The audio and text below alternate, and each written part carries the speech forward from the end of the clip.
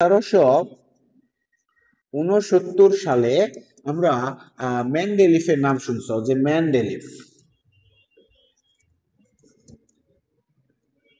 Mendeleev ও German বিজ্ঞানী Luther মেয়ার। তোমার এই নামটা একটু মাথায় রাখতে হবে, যে লুথার মেয়ার এই পর্যায় সারণী, ওই যে ল্যাব বসে যে 33টি মৌল একটা চার্ট প্রদান করছিলেন, ওইটাকে বিস্তৃত করে বড় করে 63টি মৌল নিয়ে আরেকটি চার্ট প্রদান করেন। কয়টি মৌল নিয়ে? 63টি মৌল নিয়ে, 63টি মৌল,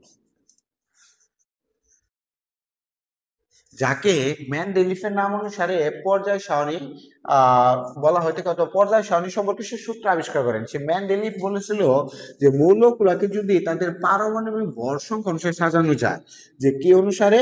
পারমাণবিক ভর। ধরো পারমাণবিক ভর সংখ্যা অনুসারে যদি সাজানো হয়, তাহলে এদের ভৌত ও রাসায়নিক ধর্মাবলী পর্যায়ক্রমে আবর্তিত হয়, মানে পরিবর্তিত হয়। মেন্ডেলিফের পর্যায় সূত্রটা ছিল এরকম, যে মৌলসমূহকে তাদের পারমাণবিক ভর সংখ্যা অনুসারে সাজালে এদের ভৌত ও রাসায়নিক ধর্মাবলী পর্যায়ক্রমে আবর্তিত হয়। কিন্তু দেখা যায় মৌলগুলোকে যদি পারমাণবিক ভর সংখ্যা অনুসারে সাজায়, তাহলে এদের মাঝে একটা বিশৃঙ্খলতা দেখা দেয়। কিরকম? তুমি জানো পটাশিয়াম একটি মৌল আছে, যেমন ধরো পটাশিয়াম একটি মৌল, যা গ্রুপ 1 মৌল, ক্ষার ধাতু, 1 নং অবস্থান করে বিদে এটা একটা ক্ষার ধাতু। আর ধরো আরেকটা মৌল আছে আর্গন, যেটা একটা ইনার্ট গ্যাস বা নিষ্ক্রিয় গ্যাস, আর্গন।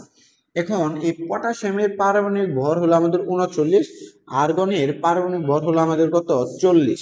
এখন এই যে 39 আর 40, এক্ষেত্রে তুমি যদি একটু দেখো যে মেন্ডেলিফের পর্যায় সূত্র অনুসারে যদি মৌলগুলোকে পর্যায় সারণীতে স্থান দেই, তাহলে পটাশিয়ামের পারমাণবিক ভর সংখ্যা কম আর আর্গনের বেশি, তাহলে পটাশিয়ামের অবস্থান দিতে হয় আর্গনের জায়গায়, আর্গনের অবস্থান দিতে হবে কোথায়? পটাশিয়ামের জায়গায়। কিন্তু পটাশিয়াম তো একটা ক্ষার ধাতু, তীব্র ক্ষার ধাতু, যা পর্যায় সারণীর 1 নং গ্রুপে অবস্থান করে।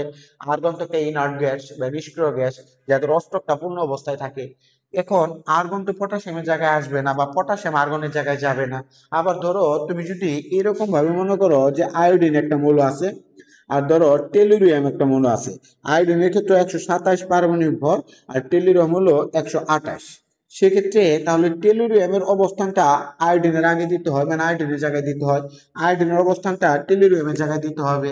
কিন্তু এদের মাঝে তো একটা ভৌত রাসায়নিক ধর্মের মিল থাকতে হবে। দেখা যায় পর্যায় সারণীতে যে মৌলটা যে গ্রুপে বা যে পর্যায়ে অবস্থান করে, তারা ওই গ্রুপে বা ওই পর্যায়ে স্বতন্ত্র একটা বৈশিষ্ট্যধারী, ওই বৈশিষ্ট্য বিধায় তাদেরকে ওই গ্রুপে স্থান দেওয়া হয়েছে। এখন এই পর্যায় সারণীর এই পারমাণবিক ভর অনুসারে সাজালে মৌলগুলোর মাঝে একটা বিশৃঙ্খলতা দেখা দেয়।